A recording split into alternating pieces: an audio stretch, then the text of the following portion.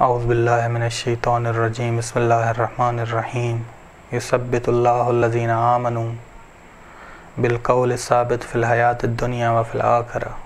گفتگو جاری تھی کہ سالک اللہ زاد راہ کو اکٹھا کرے، اور پہلا زاد راہ اس کا ایمان ہے، شرک سے دوری ہے۔ دوسرا زاد راہ سالک اللہ کے لیے ثابت ہونا ہے، ثابت قدم ہونا ہے، ثبات ہے۔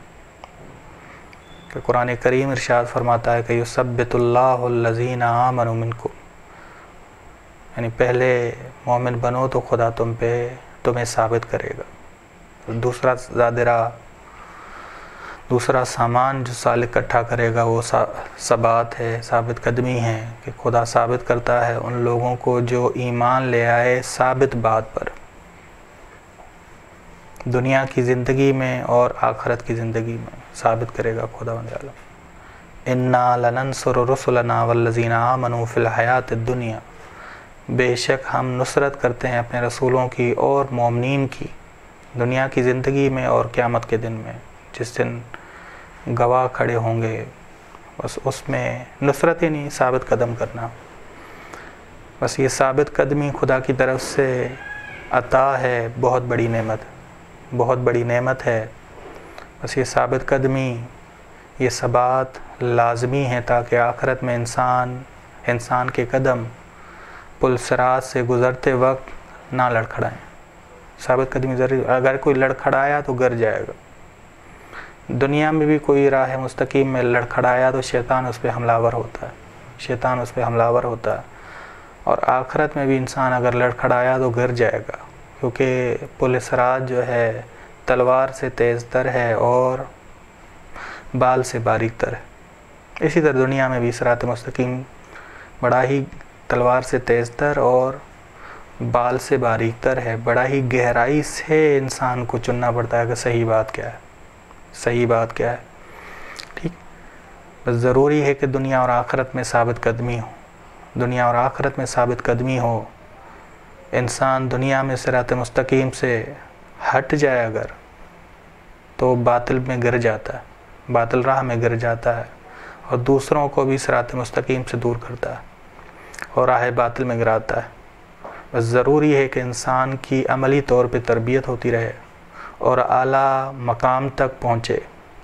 ہمیں حکم ملا ہے کہ پاؤں کا مسح کرتے وقت یہ دعا کریں، اللہم ثبت قدمی علی الصراط یوم تزل فیہ الاقدام، کہ خدا بند عالم میرے قدموں کو ثابت کر صراط مستقیم پر، جس دن بہت سارے لوگوں کے قدم لڑکھڑائیں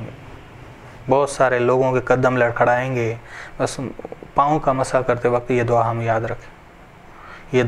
یاد رکھیں، یا یہ دعا جو قرآن کریم نے کہی ہے ہر وقت ہم پڑھتے رہیں۔ اور ربنا افرغ علینا صبرا، خدا ہمارے دل میں صبر ڈال دے، وثبت اقدامنا، اور ہمارے قدموں کو ثابت کر، وانصرنا علی القوم الکافرین، اور تو نصرت کر کافر قوم کے مقابلے میں۔ بس جہاد اکبر میں بھی تو نصرت کر، جہاد اصغر میں بھی تو نصرت کر۔ بس ایک بہادر انسان، فوجی سپاہی میدان جنگ میں بھی ثابت قدم ہو، اور سالک اللہ وہ بہادر ہے جو جہاد اکبر کے میدان میں ثابت قدم ہو۔ فرق یہ ہے کہ جہاد اصغر میں دشمن سے صلح ہو سکتی ہے، جہاد اصغر میں، لیکن جہاد اکبر میں دشمن سے کوئی صلح نہیں ہو سکتی، کوئی صلح نہیں۔ جہاد اصغر میں قرآن نے کہا ہے کہ عسى اللّہ ان يجعل بینکم وبین الذین عادیتم منہم مودۃ، اگر تم اپنے دشمنوں سے عدالت سے پیش آؤ، کینے سے پیش نہ آؤ، عادلانہ سلوک کرو، تو نزدیک ہے خدا تمہارے اور ان کے درمیان مودت ڈال دے، وہ تم سے محبت کرنے لگے۔ جہاد اصغر میں محبت ہو سکتی ہے دشمن سے، لیکن جہاد اکبر میں نہیں، دشمن سے صلح کوئی نہیں ہو سکتی۔ ہمیشہ پہلوان بن کے مرد میدان، کہ امام علی علیہ السلام مرد میدان بن کے رہنا ہے، کہ انا کعب الدنیا لوجہ، میں وہ پہلوان ہوں جس نے دنیا کو منہ کے بل گرایا، ٹھیک۔ بس شیطان کی ہمیشہ سے انسان سے جنگ ہے، چاہے انسان جاگ رہا ہو، بیدار ہو، یا انسان سویا ہوا ہو، ہر وقت حملہ کرتا ہے۔ یہ نہ سمجھے گا کہ شیطان سوئے ہوئے انسان کو معاف کر دیتا ہے، رہا کر دیتا ہے، نہیں. اگر ہمارا جاگنا بیداری کے ساتھ تو ہمارا سونا بھی بیداری کے ساتھ ہوگا. لیکن اگر ہمارا جاگنا غفلت کے ساتھ ہے تو ہماری نیند اس میں بھی شیطان حملہ ور ہوگا. ایسے برے خواب دکھائے گا کہ انسان مغرور ہو جاتا ہے، انسان متکبر ہو جاتا ہے، انسان ریاکار بن جاتا ہے، انسان یہ سمجھنے لگتا ہے کہ عمل کے بغیر مجھ پہ ائمہ علیہ السلام راضی ہیں. عمل کرتا ہی نہیں اور خواب دیکھتا رہتا ہے اور کہتا ہے کہ مجھ پہ ائمہ علیہ السلام راضی ہیں. بس شیطان انسان پر نیند میں بھی حملہ کرتا ہے اگر انسان غافل ہے، لیکن پاکیزہ انسان پہ حملہ نہیں کر سکتا. اگر پاکیزہ ہے بس انسان، تبھی کہا گیا کہ وضو کر کے سوئیں، وضو کر کے سوئیں، یا کچھ صورتوں کی کہا گیا ہے کہ کچھ صورتیں پڑھ کے سوئیں. ٹھیک، بس انسان گمراہی میں نہ گرے، ثابت قدم رہے، راہ حق میں نہ لڑکھڑائے، سالک اللہ دین خالص میں ثابت قدم ہو اور ہمیشہ دعا کرتا رہے.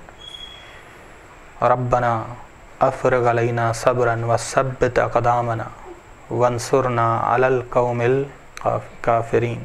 بس خداوند عالم ہمیں توفیق دے کہ دوسرا زاد راہ ہم اکٹھا کرنے میں کامیاب ہوں. صلی اللہ علی محمد اہل بیتہ الطیبین الطاہرین.